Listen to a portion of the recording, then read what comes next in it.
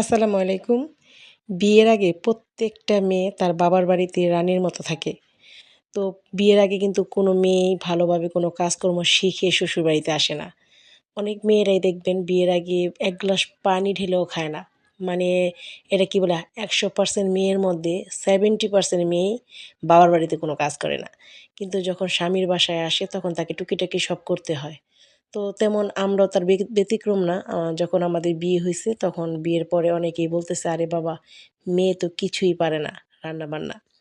তো এই কথার চোটে কি করলাম, খাবারের উপর এমন পিএইচডি করলাম আলহামদুলিল্লাহ, এখন সব ধরনের আইটেম রান্না করতে পারি। তো টুকিটাকি বাসায় প্রতিদিন বিকেলবেলায় কিছু না কিছু তৈরি করা হয়। বাহিরের খাবার এখন টোটালি অফ। মোটামুটি বাহিরের খাবার এখন আমরা খাওয়া ছেড়েই দিয়েছি বলতে গেলে চলে। তো অনেকদিন যাবৎ সুপি মোমো তৈরি করব। তো আজকে বানিয়েই ফেললাম।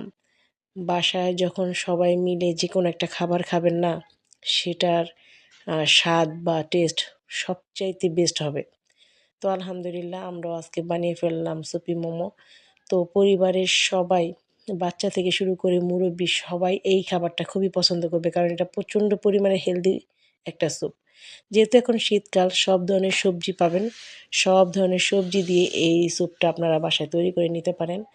তো আমি যখনই কিছু তৈরি করি, চাহাতের বাবা বাসা থাকলে চেষ্টা করি তৈরি করতে, কারণ একা একা কিছু খেতেই ভালো লাগে না।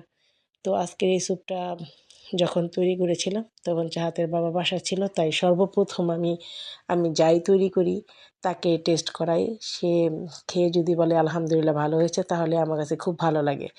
আর যে কোনো রান্নাই দেখবেন, আপনি যদি রান্না করার পর পরিবারের মানুষগুলো সেটা খেয়ে খুব খুশি হয়, তাহলে কিন্তু আপনার কাছে ভালো লাগবে। তো যারা একটু স্পাইসি খেতে চান তারা উপরে এরকম কাঁচামরিচ দিয়ে দিতে পারেন, কারণ চাহাতের আব্বু অনেক ঝাল খায়। এইজন্য আমি প্রথমে স্যুপটাকে রেডি করে উপরে এক্সট্রা কাঁচামরিচ দিয়ে দিয়েছি। তো যখনই আমি যা কিছুই তৈরি করি আলহামদুলিল্লাহ সে সবসময় প্রশংসা করে।